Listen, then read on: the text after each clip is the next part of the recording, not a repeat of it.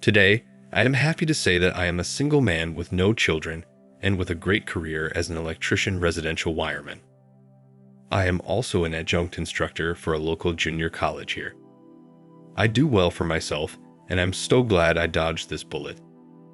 I almost made the biggest mistake of my life. I thought I struck gold when I met my ex. Beautiful, smart, and fun to be around. We officially met while I was on another date in June of 2021, right when things were slowly opening up in my state after the pandemic. I wasn't laid off from my position, but after work during that time, there was nothing to do but go home and stay inside. We had rules set up in our office where only so many people could be in at once. We'd have to schedule when one of us was coming in to grab equipment. No more pairing up for jobs as far as commuting. Thus, riding solo, sometimes 2 different cities. I got pretty lonely. After going home one night, I decided to download Tinder. I initially just wanted someone to talk to, I swear. I never had any intentions on hooking up or anything. I really was just bored and was missing talking with people.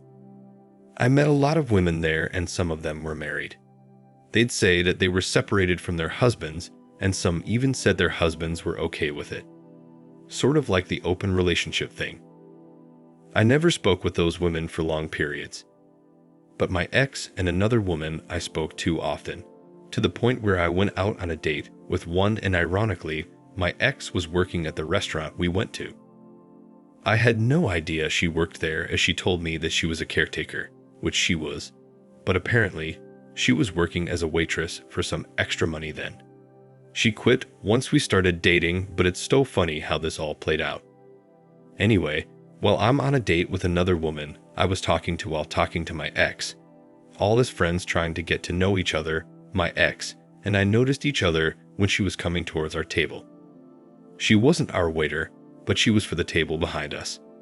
We saw each other, smiled, said, "Hey," and that was it. Later that night, my ex texted me and said she was cute, but I look much better. Not going to lie, she was telling the truth.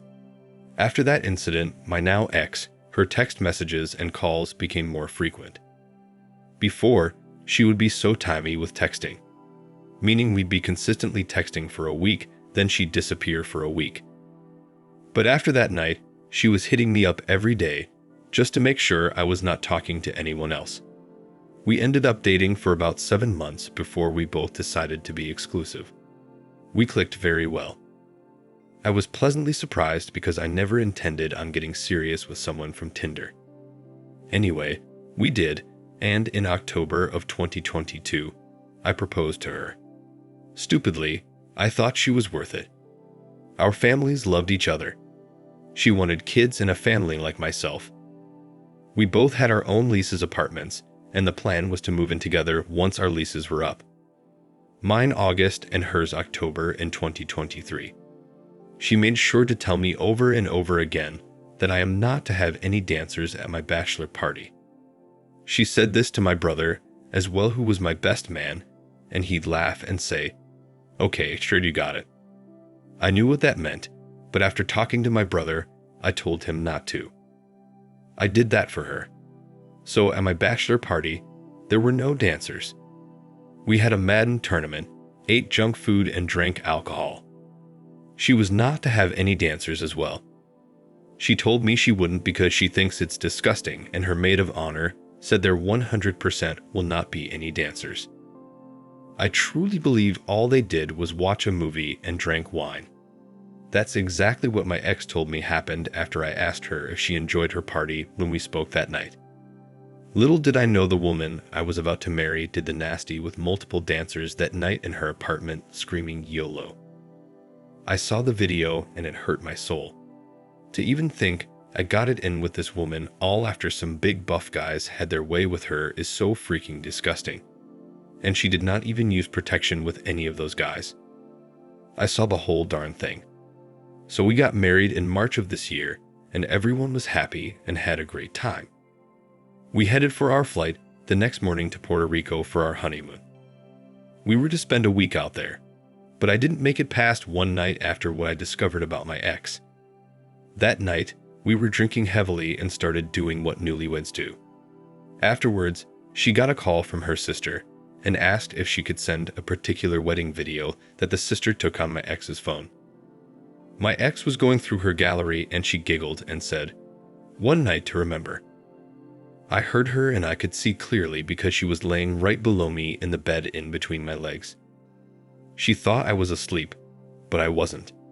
So I saw a large Johnson behind the play button of her phone. She had some video of some huge guy in there.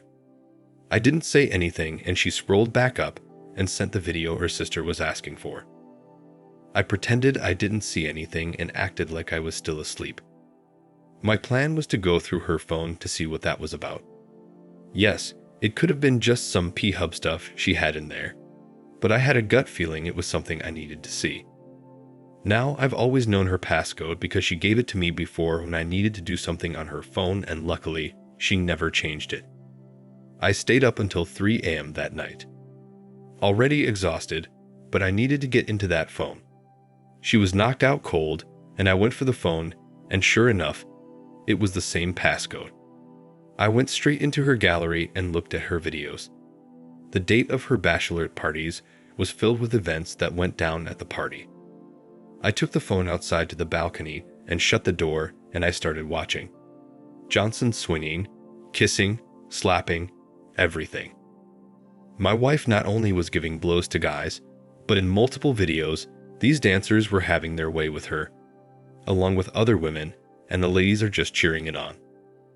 My ex was screaming out YOLO and doing all kinds of disgusting things.